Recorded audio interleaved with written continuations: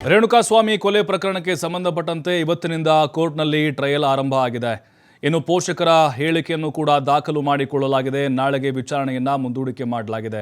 ಇವತ್ತು ರೇಣುಕಾಸ್ವಾಮಿ ಅವರ ತಾಯಿಗೆ ಪವಿತ್ರ ಗೌಡ ಪರ ವಕೀಲರು ಬಾಲನಿದಾರಲ್ವಾ, ಸಾಲು ಸಾಲು ಪ್ರಶ್ನೆಗಳನ್ನು ಹಾಕಿದ್ದಾರೆ. ಈ ಟ್ರಯಲ್ ಹೇಗಿರುತ್ತೆ, ಈ ಟ್ರಯಲ್ ಪ್ರಕ್ರಿಯೆಗಳೇನು ಅಂತ ಹೇಳಿದರೆ, ದರ್ಶನ್ ಆ್ಯಂಡ್ ಗ್ಯಾಂಗ್ ಕೊಲೆ ಮಾಡಿದ್ದಾರಾ ಇಲ್ವಾ ಅನ್ನೋದಕ್ಕೆ ಒಂದು ರೀತಿ ಪ್ರೂವ್ ಮಾಡುವಂಥ ಸಮಯ ಇದು. 1 ಗಂಟೆಗಳ ಕಾಲ ರೇಣುಕಾಸ್ವಾಮಿ ತಾಯಿಯವರ ಹೇಳಿಕೆಯನ್ನು ದಾಖಲು ಮಾಡಿಕೊಳ್ಳಲಾಗಿದೆ. ರತ್ನಪ್ರಭಾ ಅವರದ್ದು ಏನೋ ಕೆಲವೊಂದಿಷ್ಟು ಸ್ಟೇಟ್ಮೆಂಟ್ಗಳನ್ನು ಕೊಟ್ಟಿದ್ದಾರೆ ಅವರು, ಮತ್ತು ತಂದೆಯಿಂದಲೂ ಕೂಡ ಹೇಳಿಕೆಯನ್ನು ದಾಖಲು ಮಾಡಿಕೊಳ್ಳಲಾಗಿದೆ. ಹಿಂದೆ ಇಬ್ಬರ ಹೇಳಿಕೆಯನ್ನು 57ನೇ CCH ಕೋರ್ಟ್ ಹೇಳಿಕೆ ದಾಖಲು ಮಾಡಿಕೊಂಡಿದೆ. ನಾಳೆ ಮಧ್ಯಾಹ್ನ 12 ಗಂಟೆಗೆ ವಿಚಾರಣೆಯನ್ನು ಕೋರ್ಟ್ ಮುಂದೂಡಿಕೆ ಮಾಡಿದೆ. 57ನೇ CCH ಕೋರ್ಟ್ನಲ್ಲಿ ವಿಚಾರಣೆ ಆಯಿತು. ಅಂದರೆ ಇಲ್ಲಿ ಸಾಕ್ಷ್ಯ ನಂಬರ್ 7 ಮತ್ತು 8, ಅಂದರೆ ಇಲ್ಲಿ ಬಿಗಿನಿಂಗ್ಸ್ ಇದು. ಇವರ ಹೇಳಿಕೆ ಮೇಲೇ ಎಲ್ಲವೂ ಕೂಡ ನಿರ್ಧಾರ ಆಗುತ್ತೆ ಅಂತ ಹೇಳೋಕ್ಕಾಗೋದಿಲ್ಲ. ಇನ್ನೂ 200ಕ್ಕಿಂತ ಹೆಚ್ಚು ಸಾಕ್ಷ್ಯಗಳನ್ನು ವಿಚಾರಣೆಗೆ ಒಳಪಡಿಸೋದು ಬಾಕಿ ಇದೆ.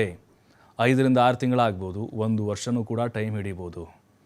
ಸಾಕ್ಷ್ಯಗಳ ವಿಚಾರಣೆ ಮೇಲೆ ಕೂಡ ತೀರ್ಪು ಪ್ರಕಟ ಆಗುತ್ತೆ.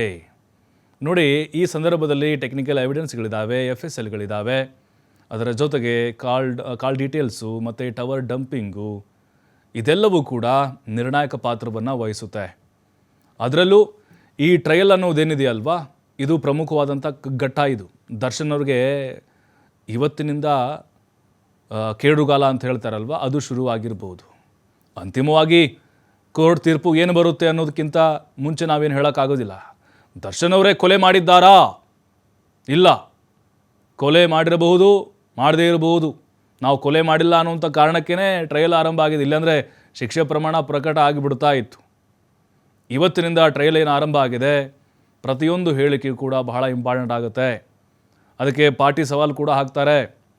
ಅಲ್ಲೇನಾದರೂ ಉಲ್ಟಾ ಹೊಡೆದ್ರೆ ಅದಕ್ಕೆ ಪ್ರತಿಕೂಲ ಸಾಕ್ಷಿ ಅಂತ ಕನ್ಸಿಡರ್ ಮಾಡ್ತಾರೆ. ಮತ್ತು ಸ್ಪೆಷಲ್ ಪ್ರಾಸಿಕ್ಯೂಟರ್ ಇರ್ತಾರಲ್ವ, ಸರ್ಕಾರಿ ಅಭಿಯೋಜಕರು, ಅವರು ಕೂಡ ಮತ್ತವರ ವಿಚಾರಣೆಗೆ ಒಳಪಡಿಸ್ತಾರೆ. ಅದಾದ ಮೇಲೆ ಆ ಎವಿಡೆನ್ಸ್ಗಳಿರ್ತಾವಲ್ಲ, ಅದಕ್ಕೆ ಕ್ರಾಸ್ ಎಕ್ಸಾಮಿನೇಷನ್ ಅಂತ ಮಾಡ್ತಾರೆ. ಇವೆಲ್ಲವನ್ನು ಕನ್ಸಿಡರ್ ಮಾಡಿದ ಮೇಲೆ ಅಂತಿಮವಾಗಿ ದರ್ಶನ್ ಅವರ ಆರೋಪಕ್ಕೆ ಸಂಬಂಧಪಟ್ಟಂತೆ ತೀರ್ಪು ಪ್ರಕಟ ಆಗುತ್ತೆ.